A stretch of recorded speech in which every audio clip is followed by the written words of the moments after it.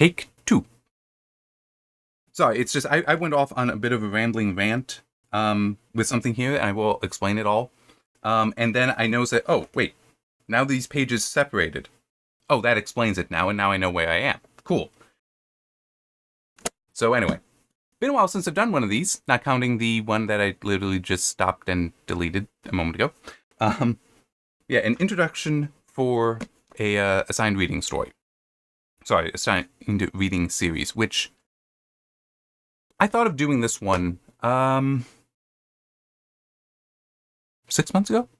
I don't quite remember how long it would have been now. No, not 6. Months ago. Because it seemed like, hey, that could be interesting. It will depend on when it gets here, because I had to pre-order this. Okay, now a little more explanation before fully getting to it. I'm not really a comic book reader.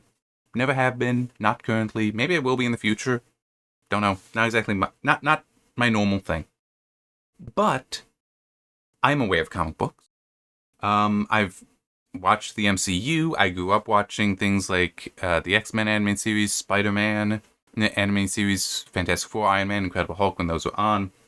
Those didn't go very long.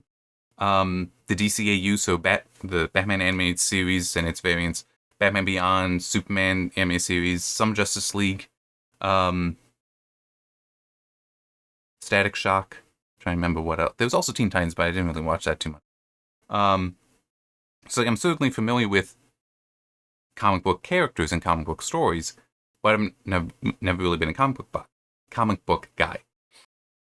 That being said, though, I do know about some of the stuff going on because some stuff I listen to as background noise while working talks about it, including some that do talk about Eric July's work on the Rippaverse. So I've heard about it.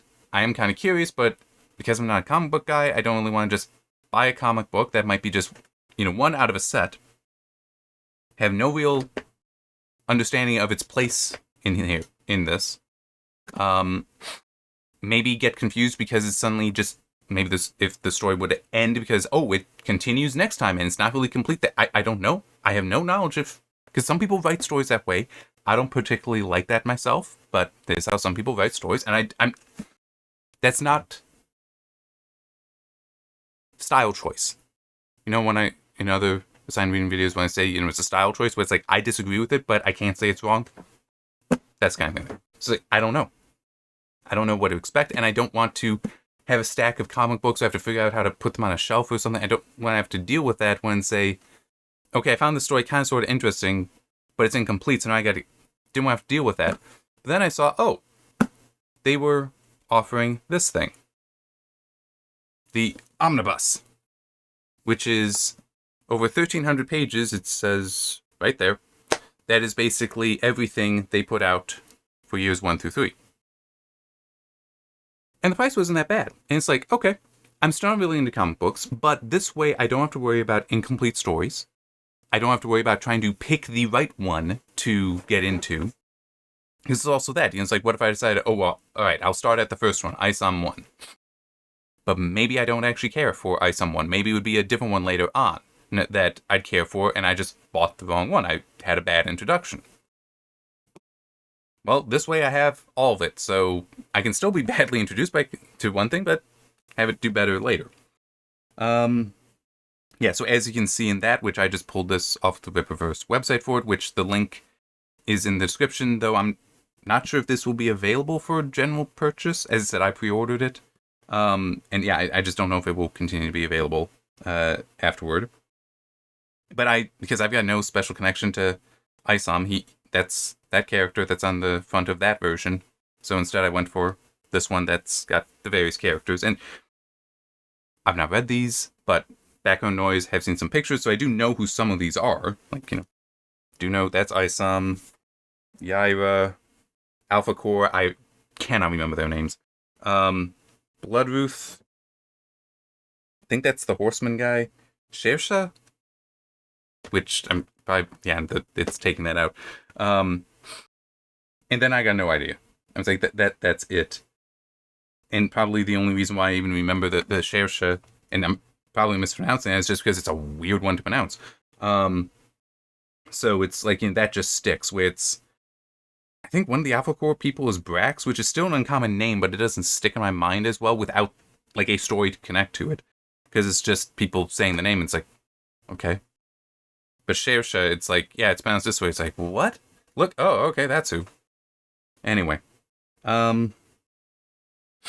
So, yeah. It came. It's big. It's heavy. While I've been manipulating it, the binding... And this isn't necessarily a bad thing, but it's just the actual, like, fabric of the binding to the pages and the spine of the book that did actually separate. I think there is supposed to be glue there, but, I mean, let's face it, that in hardcover, that very often does separate. And it's not necessarily a bad thing. So, yeah. The artwork... So this... Here. Just pulling this up. Does almost go to the edges. Here we do see there's some margin there. But down here, I don't know if it comes out so well. It does go all the way to the edge. And I have seen other pages... Oh, there. I have no context for any of these images. We do see it goes all the way to the edges there. So that's neat that they decided to do that. But I will acknowledge, I kind of wish they didn't. And I will tell you why. Because this book has no table of contents. So I don't know what the order is of the stories. I don't know the names of the stories. Like when I just flipped open those pages, I have no idea what stories those are. None at all. Now, for a table of contents, you'd need page numbers, but it still is. If you got the margin for page numbers, you'd have the margin to put the name of the story as well. And I'm that kind of guy that would say, yeah, we should do that. And the funny thing is, initially, so we got front matter here. Initially, when I was turning the page, it would take me here, which we still have some front matter here. And it's a letter from Eric July, the founder of the Rippaverse and creator of ISOM. What hadn't separated from me were these two pages. So for a while, I was flipping into the first story here and not knowing what it was, which, hang on, it's identified here as Norfolka. And we've also got the Rippaverse ethic and stuff in here. And it's like, oh, okay. And there's one thing here that I've only skimmed through because I'm not reading it yet. And I'm trying to remember if I had already said, the whole doing a second take does discombobulate me. It'll be like 2 or 3 weeks before I actually get to reading this. I'm just recording the video now because it came. The book came. So, yeah. But I'm working on the backlog of written reviews still. I'm like halfway through second to last. I haven't decided if I want to even do the one after that, though. Because Password's Courage is a biography. Is it fair to do a review? I don't know. I'll have to think about it when I finish The Princess Bride. And then I'm going to do it. And then I'll like go through the notes and decide then if I want to do it or not. But in any case, 2-3 weeks probably before I get to this. Just wanted to cover it now. Completely lost my train of thought. But anyway, yeah, so apparently we start with Norfolka here, which is not the first story that was published. Without a table of contents, and these pages were stuck together, so they only just separated a moment ago. At the end, yeah, before I stopped recording, because I was going off about how I have no idea what the order is, and in theory, there could be many orders, because they could be the published order. They could also be an internal timeline order, so that would be, like, if you know the Chronicles of Narnia, the Magician's Nephew is the earliest in the Narnia timeline, and in the Earth timeline as well. It's the earliest story, but it wasn't the first one published. And technically, if you read that before you get to The Lion, the Witch, and the Wardrobe, which is the first one published, it spoils aspects of that. So it actually makes some sense to not read it in the Narnia timeline, I think is what's referred to as. It makes more sense to not read it in that order first. Read it the published timeline first, then go back and read it however you want. This could be kind of sort of like that, where there's the published order, there's an in-universe order, but there can also be just a different order entirely. Wow, holding that... Sorry, just the way that book, it's like twisted my wrist a little bit. Anyhow, so yeah, I had no idea, and that's a reason why having a table of contents would be helpful to know what that order is, to know what they specifically are, because ISOM 1 was the first one, not Norfolka. Norfolka was also not the last. But might there be a story in here that technically predates Norfolka? I don't know. But we do have this here. with the Rippaverse ethic, which has respect the customer, canon, and continuity, and ends with a comprehensive timeline. Because we value canon and continuity, it's essential that you're able to follow the timeline as these characters grow. This will especially be helpful for those of you who become customers years after our founding. That I'd technically fall into that category. Which I also will talk about that in a little bit. Anyway, this will especially be helpful to those of you who become customers. Oh yeah, out of it. We promise to try to keep reboots to a minimum. If this means that a series is on its 100th issue or volume, so be it. But this isn't a reason to feel overwhelmed. I'll be honest, I do not feel overwhelmed by this. Just it's a little hard to hold up. Because I mean, yes, that is a lot, but so much of it is artwork versus words. I mean, it's like I think the Star Wars prequel trilogy is still fewer total pages than this. But that would probably be harder to, take longer to read through than this. So anyway, that being overwhelmed. There'll be plenty of opportunities to purchase anthologies that combine key stories, but we also don't want to hold your hand, as picking up the pieces is often part of the fun. Not every story will be told in chronological order, which is kind of what I was talking about.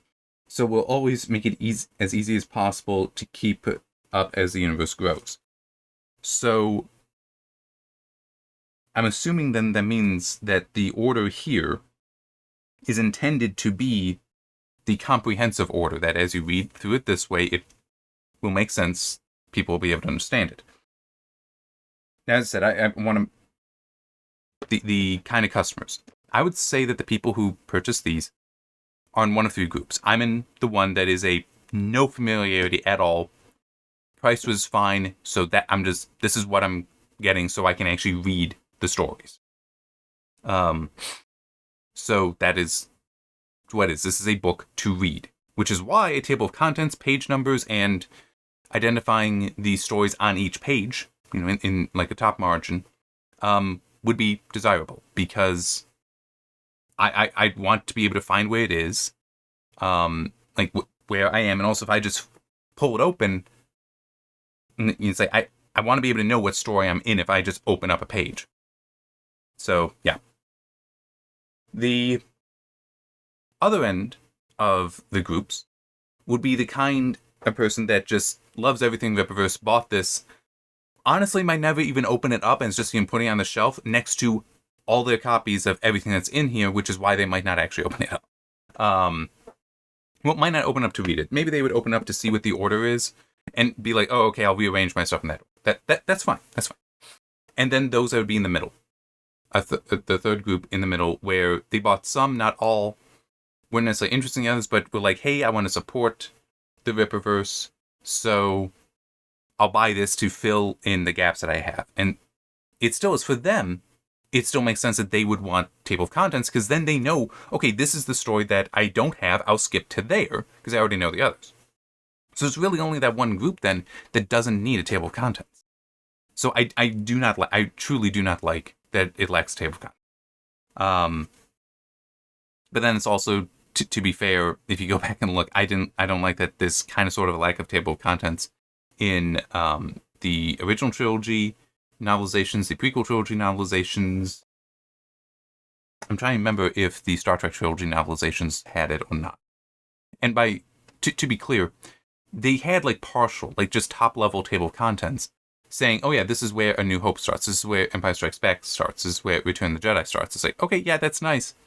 But what about the chapters inside of them? Okay, you can do that. You can have multi-level, table of contents. You can do that. Why don't you?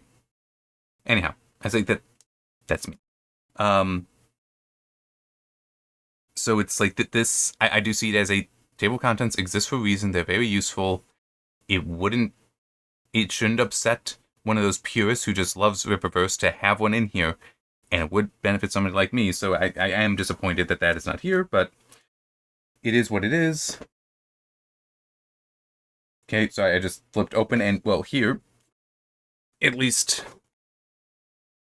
can tell that this is clearly a Yaira story, because that's Yaira, and even says down here, Yaira will return in Yaira number 2.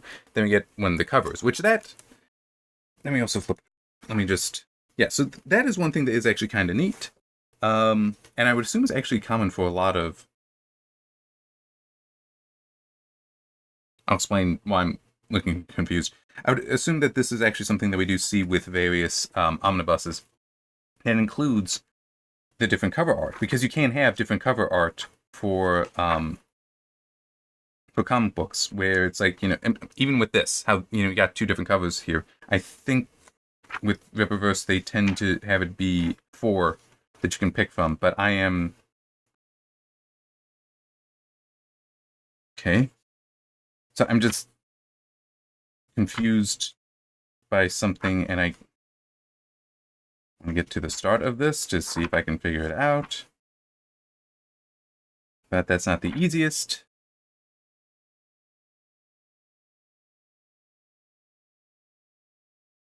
I think that's still part of the same story.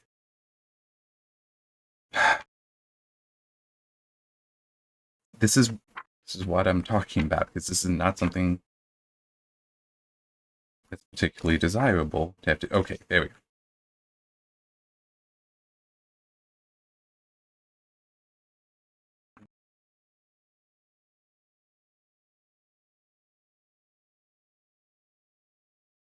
Okay. So this is why I was confused. And again, why you should have a table of contents.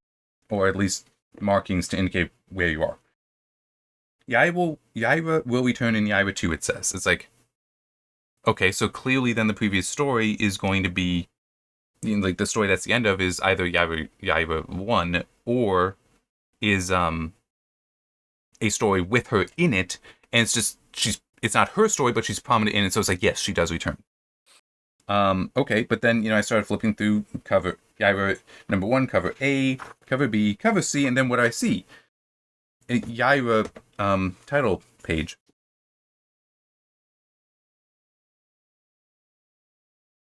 That's what that says there. But it's like, but Yaira will return in Yaira number 2, so this shouldn't be Yaira 1. Yaira 1, I would think, would be earlier. Like, is that part of the story?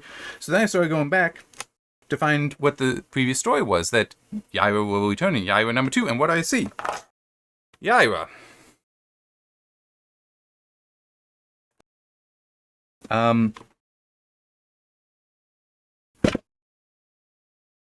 Jen and Sylvia Saska are the writers. Deborah Carita, I'm probably mispronouncing that, forgive me, artists. Tygo Gomes and 137 Studios for inkers. Jay Brown for colorists.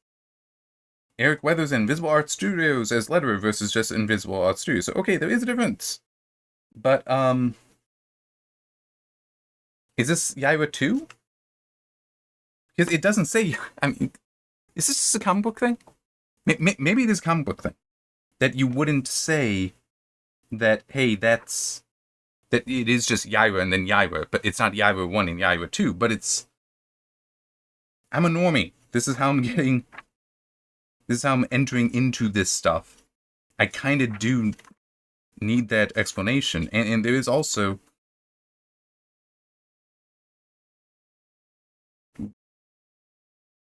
Did I flip too far ahead? Am I even more confused?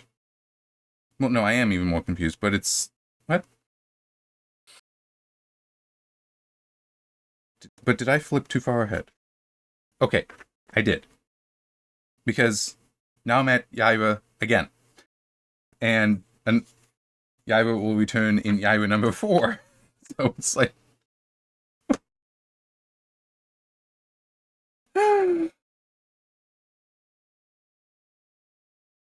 And none of them say Yaira and a number. It's just Yaira.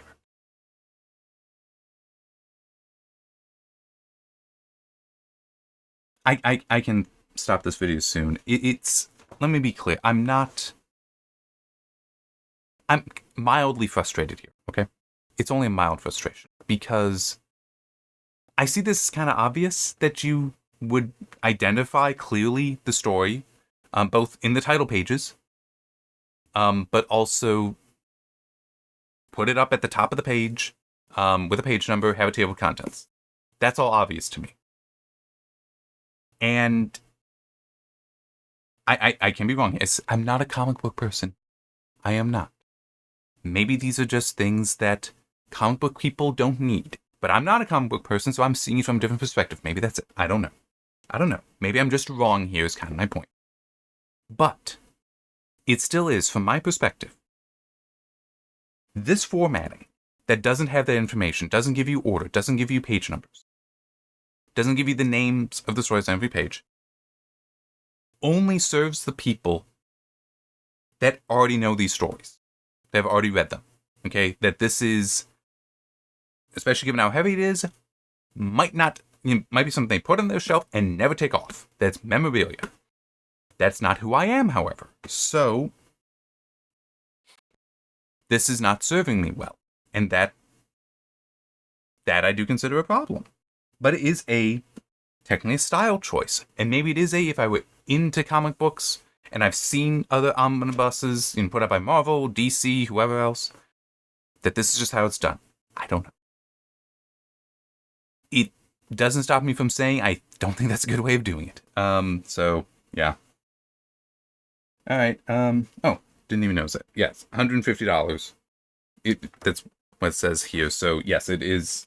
That is how much I paid. I think I could have paid more for like a special cover on there or autographed, and it's like, I'm just figuring I'll spend the money so I can read the stories and see how that goes. I didn't need to spend more. But yeah, so by the way, I will also mention something else. As far as why this is annoying to me about the lack of table of contents, is it means I cannot as easily, because I need thumbnails, and I'm gonna do like a video per book, per story in here. Per comic book is what I meant, but per story. It helps if I know what those stories are. And having a list already of them is far more helpful than this is it, okay, this is it, okay, this is it, okay. I mean, so yeah, there's also, I have a special need, but it still is, no, I do not like the whole, I got no idea where I am, and I will never know until I read the story. Okay, I don't like that. Although, my guess, because as I said before, I have heard people talk about these stories. My guess is this somehow connects to Alpha Core, just because I know that at least some of them in that there was a war previously, and some of them are veterans of it, and this kind of looks like a war scene. So, yeah. But it still is I don't know. And I'm not going to find out until I read, so. Alright, I don't know when, because I am thinking I will change the schedule a little bit for how I do these signed reading videos to free up more time for me to do other things like write. So I'm not entirely sure how that will be. I'll still probably try to have this be like day one, and then tomorrow will be a video on the first story in here. We'll see. We'll see exactly how it works out, because until I finish with the backlog, I'm having ideas, but I'm not putting down plans. So hopefully it'll be tomorrow, though, that the first video for this comes out. And then, they follow like that. But from my perspective, that'll probably be 2 or 3 weeks from now, from today. From your perspective, 1 day. So, yeah. I for what it's worth, I am legitimately looking forward to this. It's just, wish it had page numbers and table of contents. Yeah. All right.